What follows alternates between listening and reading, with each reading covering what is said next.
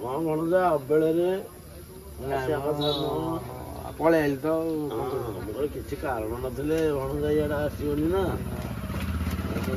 ଆଉ କଣ ଚାଲିଛି ତ କଣ ଚାଲିଛି ଭଲ ସବୁ। ଆଉ ବାହାର କଥା କଣ ହେଲା? ହବ ତ ଆଉ କଣ ତମେ ଯିବନି କି?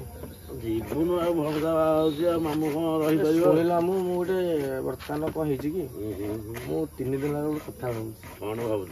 କଣ ଏମିତି କହିଲା? ମାନେ ସତ କହିବାକୁ ଗଲେ ଇଆଡେ ଉଣ୍ଡୁନ ଟିକେ ସତ କହିବାକୁ ଗଲେ ମାନେ ଯେ ବାହା ହେଇକି ସେ ଖୁସିରେ ଅଛି ନା ଯେ ବାହା ହେଇନି ସେ ଖୁସିରେ ଏମିତି ଅବାନ୍ତର ପ୍ରଶ୍ନ ମୁଁ ଆଜି ଯାଏ ନିଜେ ବି ମୁଁ ବାହା ହେଇକି ବୁଝିପାରିବି। ମୋ କଥାକୁ ଶୁଣି ସାର ମୁଁ କଣ ମାନେ ପ୍ରାୟ ଦେଖିଲି ବାହାଘର ଦିନ ତାର ତ କୁଲୁ ଫୁଲୁ ବାହାଘର ଦିନ ତ କେତେ ଖୁସି କେତେ ଖୁସି ତାପରେ ଦେଖିଲ 10-15 ଦିନ ଫୋନ ଧରିକି ହାଲୋ ଜାନୁ ମାନୁ ସୁଇଟି ହାଟ ସବୁ ଚାଲିବ।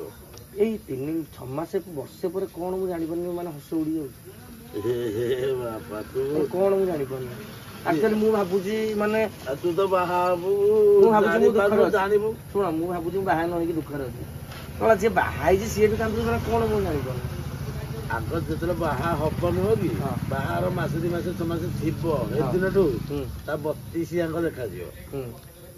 ସେଇ 6 ମାସ ବର୍ଷେ ହେଇଯିବ 30 ମାଇନସ୍ ଟୋଲି ପୁରା ଯିବ ଶୁଖିଯିବ। ଟୋଲି ଶୁଖିବ କାରଣ କଣ?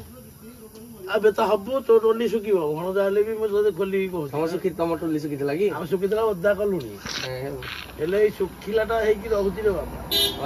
ଯାହା କରେ ତୋର ଅସୁବିଧା ବିପଦ।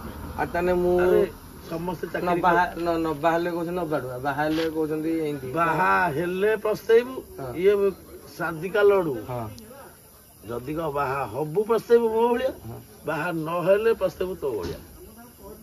କଣ କରିବା ତାହେଲେ କରିବୁ ତାହେଲେ କହୁ ବାହା ହବୁନି ନା ବାବାଜୀ ହେଇଯିବ ହିନ୍ଦୁ ତ ତାହେଲେ ଦେଶ ଦୁନିଆ ବାବାଜୀ ହେଇଯାନ୍ତାନି। ସମସ୍ତେ ବାହା ହବା ଏଇ ଜଞ୍ଜାଳ କଣ ଜାଣିବା ତାକୁ ଯଦି ଠିକରେ ଚଳେଇ ଯାଇଲେ ତାହେଲେ ଆମେ ହେଲେ ମଣିଷ। ଯଦି ନ ଚଳେଇ ଜାଣିବା ତାହେଲେ ମାଇପ ହାତରୁ ମାଡ଼ ଖାଇବା। ନା କାହିଁ କହୁଛି କି ମାନେ ପ୍ରାୟ ଦେଖିଲି ବାହାଇ ପୁରୁଷ ଦାନ୍ତ ଦେଖେଇ ବାହାଘର 6 ମାସ ବର୍ଷ ପରେ ଦେଖିବ ଦାନ୍ତ ନାହିଁ। ଆଉ ଦାନ୍ତ ଆଇଲା କୁଆଡୁ? ଦାନ୍ତ ତ ଜାଣିକି ବିସର୍ଣ୍ଣ କଲେ ବାହା ହବୁ। ଦାନ୍ତ ରହିଲେ ବାହା ହେଇପାରିବୁନୁ।